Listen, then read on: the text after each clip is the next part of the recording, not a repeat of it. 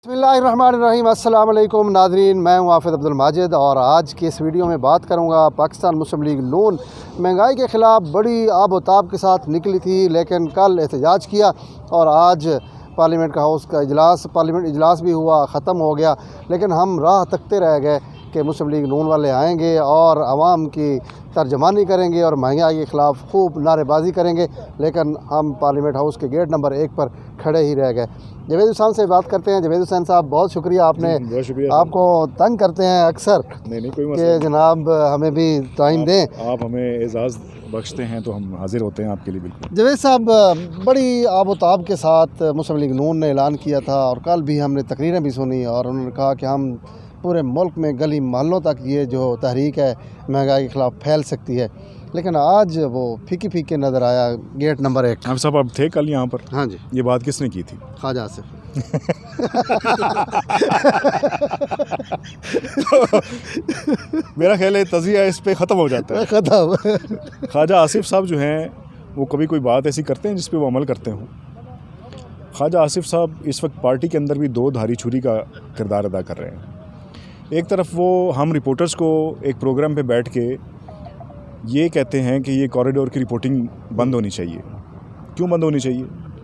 आपके दौर में कैबिनेट की एक मोहतरमा बैठ के वो अंदर खुफिया कैमरों के ऊपर बैठ के वो पूरी मॉनिटरिंग किया करती थी कैबिनेट की, तो वो बंद नहीं होनी चाहिए। आप पार्लियामान में आते हैं और आके जो मुअज़्ज़िज़ अरकान इस पार्लियामेंट के हैं उनको आप ये कहते हैं कि तुम ट्रैक्टर ट्रॉली और इस किस्म की जो जुगतें लगाते हैं, तो आपको जो है वो लोग इस पाकिस्तान के जो लोग हैं वो बतौर एक जुगतबाज सियासतदान समझते हैं।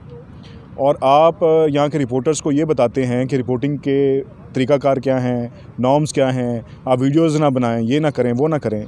बाहर निकलते हैं तो आप सोफिस्टिकेटेड हो जाते हैं, हॉल में जाते हैं तो आपकी ज़ुबान भी फिसल जाती है, आपका जो इनर है वो बाहर निकल के आ जाता है। तो लोग इनको अच्छी तरह से समझते हैं। दूसरी बात ये कि ख्वाजा आसिफ साहब जो हैं वो इस वक्त बड़ी वीक पोजीशन में खड़े हैं। उनके कॉल ऑफ फेल में कोई सच्चाई नहीं है। सही। वो इसलिए कि उन्होंने कल जो यहाँ तकरीर की, आधे घंटे का एहतजाज, मुझे बताएं किसको दिखाने के लिए उन्होंने एहतजाज किया? हाँ।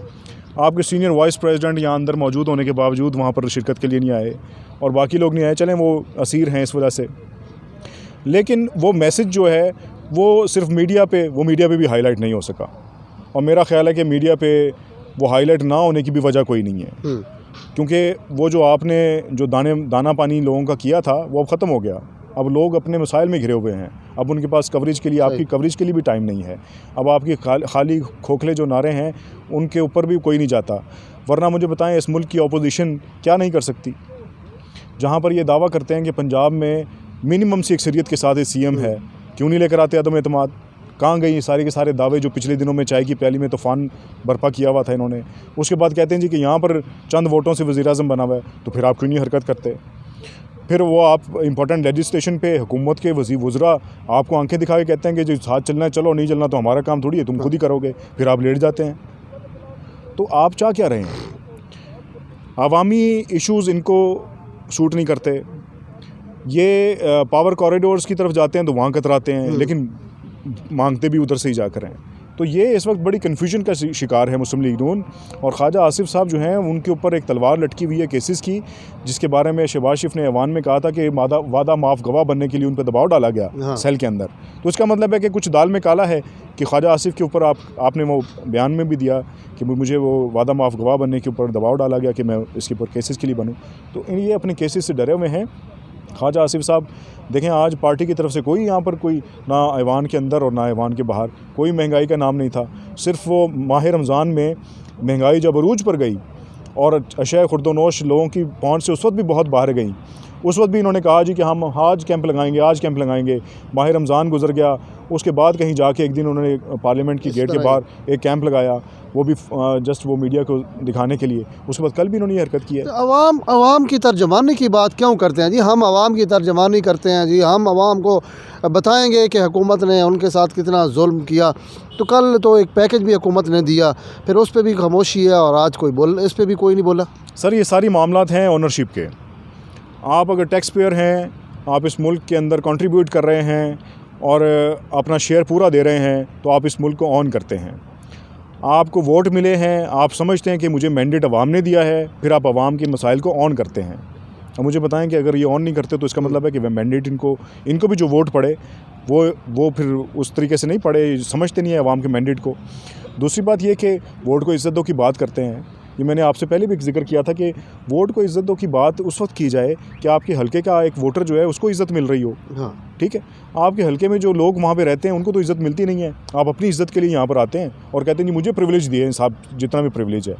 ये सारी की सारी अपने वेस्टेज इंटरेस्ट के लिए प्रैक्टिस होती है और अवाम का जो पैसा है, पब्लिक मनी, वो यहाँ इंजॉय होता है। अब मैं बताऊँ कि अपोजिशन चैम्बर के अंदर उसके दरवाजे शुरू में शहबाज शरीफ साहब आए, उन्हें मरकज़ी दरवाज़े बंद कर दिया।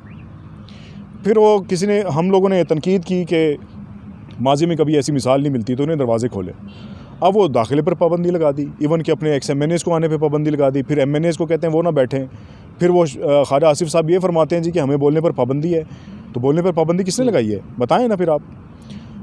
मेरा ये मानना है कि आप सियासत में ज़्यादा ना बोलें, लेकिन 10% सच ज़रूर बोलें, उससे हालात ठीक हो जाएंगे। आज 10% का आपने जिक्र किया, तो पार्लियामेंट के अंदर भी 10% की बातें चली। अच्छा खाइसा, दूसरा जवेद साहब 10% पे थोड़ा सा आ जाते हैं। आज कौमी असम्बली के इजलास के दौरान भी जब उमर अयूब ने कहा कि 10% आसिफ जरदारी के बारे में नाम नहीं लिया, लेकिन पीपल्स पार्टी इस पर बहुत ज़्यादा तैश में आ गई और उन्होंने गिराव भी किया, तो इस पर क्या आपके तसरात हैं, क्या देख? सर तासुरात यही हैं कि 10% कहने पे इनकी इज़्ज़तें मजरूह हो जाती हैं। मुझे बताएं कि इस मुल्क को हालात इस नहज तक पहुंचाने में ज़िम्मेदार कौन है? क्या सिर्फ इस्टेब्लिशमेंट ज़िम्मेदार है? इस्टेब्लिशमेंट के मोहरे ज़िम्मेदार हैं। बिल्कुल ये स्टैंड लें और अपनी पॉलिसीज़ खुद तरतीब दें और फिर बताएंगे जी हमने ये चीज़ बनाई है, इस पर हम अमल दरामद करना चाहते हैं, क्यों नहीं बताते? तो 10% का तो वो मैंने सर पहले भी कहा है कि यहाँ पर जो लीडर है उसका एक मिथ और थ्योरी ये बनाई गई है कि वो फ्रंट से लीड करता है और अवाम को तो पीछे कहीं छोड़ देते हैं। वो लीड ही कर रहा होता है, वो कहीं दूर चला जाता है, सही, ठीक है, और अवाम पीछे कोसों दूर चली जाती है। तो इनको जो नीचे ग्रास रूट लेवल पे जो अवाम के सेंटिमेंट हैं वो समझने चाहिए, ना कि लीडरान की ख्वाहिशात, और उनको समझना चाहिए ये तो अपने अपने लीडरों की प्रोटेक्शन के लिए यहाँ बैठे हुए हैं। उनको अपने हल्के की अवाम के साथ तो कोई सरोकार ही कोई नहीं है। अच्छा जवेद साहब, कल बिलावल भुट्टो जरदारी ने एक बात की कि वज़ीर-ए-आज़म इमरान ख़ान ने मोदी को कहा कि छोटा आदमी है, तो आज मैं इमरान ख़ान को कहता हूँ कि इमरान तुम भी छोटे आदमी हैं। आज फिर उन्होंने ये बात इधर मीडिया के में दोहराई। जब मोदी को इमरान कहता है कि छोटा आदमी है, तो मैंने कह लिया तो कौन सा क़यामत आ गई है? तो इस पे आप क्या कहें, क्या ज़रूरी है जवाब देना? मोदी अगर जवाब नहीं देते तो आप क्यों जवाब दे रहे हैं? सर मैं फिर वही बात करूँगा कि हमारे अवाम जो हैं वो मोदी के बारे में क्या सोचते हैं। वो छोटे के अलावा भी बहुत कुछ कहते हैं उसको, हाँ। ठीक है, लेकिन हमारे लीडरान अवाम की सुनते नहीं हैं। वो कहते हैं कि जी मेरे बाहर वाले बंदे ने ये कहा और मैंने आज ईवान पे जाके, मैं बताऊं आपको कि इनको जब तक पर्ची ना मिले फ्लोर पे आके तकरीर नहीं करते। अब इजलास चल रहा है, आप कल आ गए और आके आपने तकरीर झाड़ दी, आज आके तकरीर झाड़ दी, इसलिए कि बात ही करने के लिए कुछ नहीं है। जब आपके पास कुछ नहीं होता तो फिर आप दूसरों के एजेंडे पे काम करते हैं ना। तो मेरा नहीं ख्याल कि वो मुझे बताएं कि इस बात का पाकिस्तान की सियासत पर क्या इम्पैक्ट पड़ेगा कि मोदी छोटा है या नहीं है। PM को ये बात करने से क्या, चले वो वज़ीर-ए-आज़म एक मुल्क का चीफ एग्जीक्यूटिव है, वो जब बात करता है तो एक मैसेज जाता है। इनको डिफेंड करने की क्या ज़रूरत है? यहाँ पर इस पार्लियामान में हम दूसरों का दिफा करने के लिए बैठे हैं। आप भाईजान अपने लोगों का दिफा करें, जिन्होंने वोट दे के आपको भेजा, उनकी कुछ सुने, वो किस हाल में हैं। मैंने तो बिलावल साहब को कभी नहीं देखा कि वो जो प्रोटोकॉल से बाहर निकले हों, किसी आम आवाम के अंदर जाके बैठ के उन्होंने किसी की दादरसी या किसी के मसाइल सुने हों। इनको तो है कि जी फ़ंड नहीं मिलता, IG नहीं चेंज होता, फ़ंड नहीं मिलता, IG नहीं लगता, प्रोडक्शन ऑर्डर जारी नहीं होते, ये मसाइल इनके। बहुत बहुत शुक्रिया जवेद हुसैन ने आखिर में बिल्कुल इस तमाम चीज़ों का अहाता कर दिया कि इनके अपने जो मसाइल हैं वो जिस तरह IG का ज़िक्र किया, उसके बाद ज़िक्र किया कि फ़ंड्स नहीं मिलते, लेकिन आवाम के मसाइल जूँ के तू हैं उस पर कोई बोलता नहीं है। अगर बोलते भी हैं तो जिस तरह मुस्लिम लीग नून ने एक दिन एहतजाज करके फिर सबको झंडी करवा दी और हम भी आज राह तकते रह गए। पीपल्स पार्टी ने भी महंगाई के ख़िलाफ़ पार्लियामेंट के अंदर जो है अपने जब 10% की बात आई तो खड़े होकर एहतजाज किया, लेकिन जब आवाम की बात आती है तो ना कुछ सड़कों पे आता है, ना पार्लियामेंट के सामने कोई एहतजाज हमें नज़र आता है। नाज़रीन, उम्मीद है कि हमारी ये वीडियो आपको ज़रूर पसंद आएगी। अपनी जो तजावीज़ मरीज़ हैं उनसे ज़रूर आगाह कीजिएगा और अपना बहुत सारा ख्याल रखिएगा। हमें दीजिए इजाज़त। अल्लाह निगहबान।